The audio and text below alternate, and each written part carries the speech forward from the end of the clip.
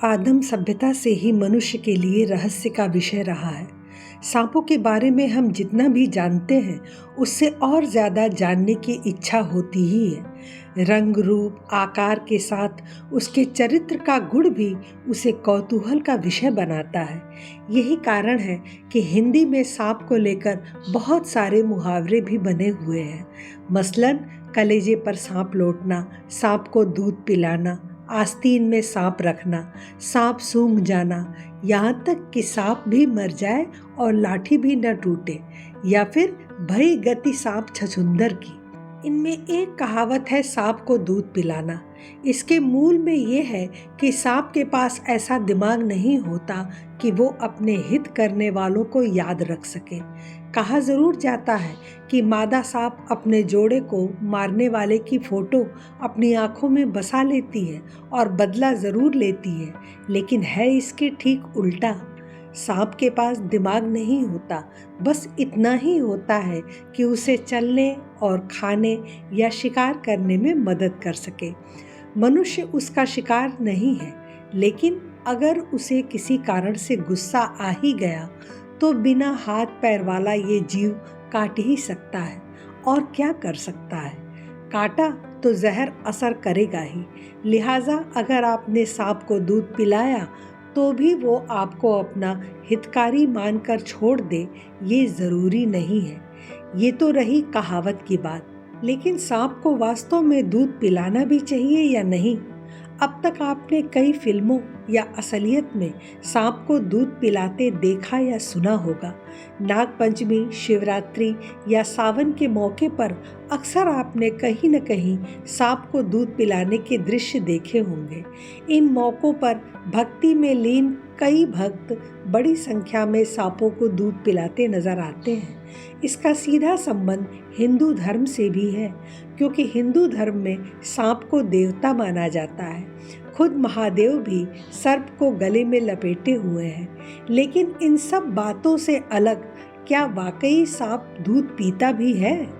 मान्यता के अनुसार नागपंचमी के दिन नाग देवता को दूध पिलाया जाता है, लेकिन सर्प विशेषज्ञों द्वारा प्राप्त जानकारी में बताया गया कि अगर सांप को दूध पिलाया जाता है तो इससे उसकी सेहत बिगड़ जाती है, उन्हें नुकसान होता है। इसलिए किसी पास के मंदिर में जाकर भगवान शिव के ऊपर बने नाग देवता का दूध से अभिषेक करें एवं उनका पूजन करें। आप मंदिर में एक कटोरी में दूध रख सकते हैं, लेकिन सांप को दूध पिलाने की गलती मत करें। नागपंचमी आ रही है। इस दिन हमें कुछ खास बातों का ध्यान रखना चाहिए, जिसमें खासकर इस दिन किसी सांप को नुकसान नहीं पहुंचना चाहिए। अगर कोई सांप को नुकसान पहुंचा रहा है तो उसे बचाना चाहिए और किसी सांप को दूध नहीं पिलाना चाहिए। विशेषज्ञों के मुताबिक सांपों को दूध पिलाना गलत और सांपों के लिए नुकसानदायक है। दूध पीने के कारण सांपों की मौत हो जाती है। सर्प विशेषज्ञ डॉक्टर विशाल पटेल के मुताबिक सांप ही नहीं, किसी भी सरीसृप के लिए दूध नुकसानदायक होता है।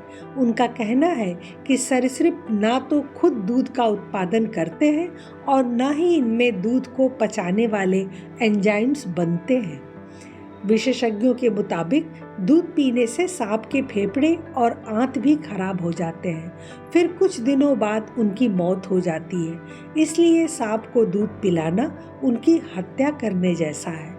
अब क्या आप उसकी हत्या का पाप अपने सिर लेना चाहते हैं? सांप दरअसल मांसाहारी जीव होते हैं। सांप को भूख लगने पर वो मेढक, चूहे, पक्षी, छिपकली आदि का शिकार करके पेट भरते हैं।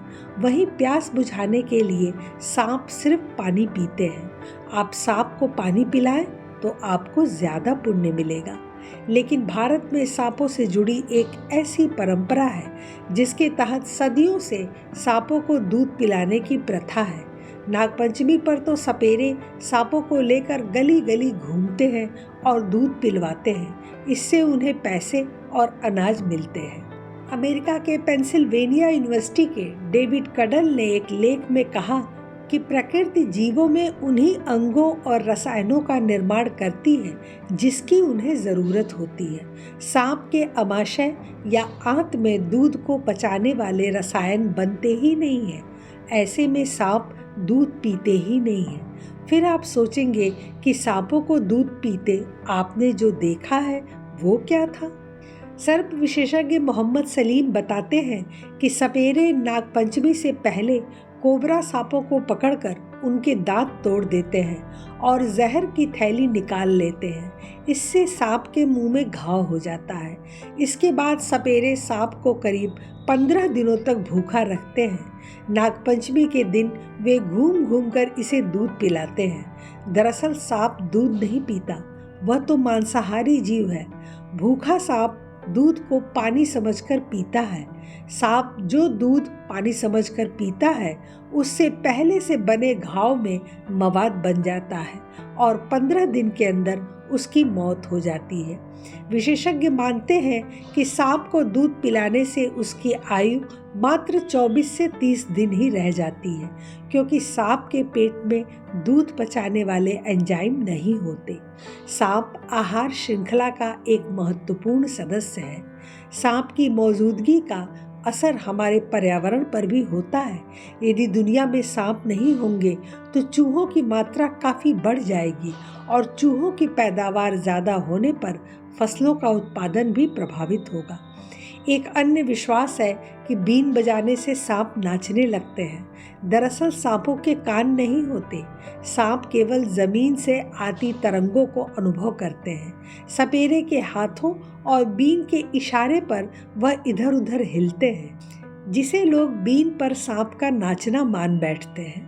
आपको सतर्क रहना चाहिए और सबको ये जानकारी देनी चाहिए कि वन्य जीव संरक्षण अधिनियम 1972 के तहत सांप शेड्यूल 1 श्रेणी के प्राणी हैं। सांप मारना या पकड़ना, डिब्बे में बंद करना, विष की थैली निकालना, चोट पहुंचाना, प्रदर्शनी लगाना कानूनी तौर पर अपराध है। अधिनियम के तहत पहली बार सांप पकड़ने पर 3 साल की सजा और 25,000 जुर्माने का प्रावधान है। वहीं दोबारा सांप के साथ पकड़े जाने पर 7 साल की सजा और 25,000 जुर्माने का प्रावधान है। तो आज के बाद सांपों का जीवन बचाने में मदद करें, उनकी प्रदर्शनी करने और उन्हें दूध पिलाने से लोगों को रोकें। हर हर महादेव।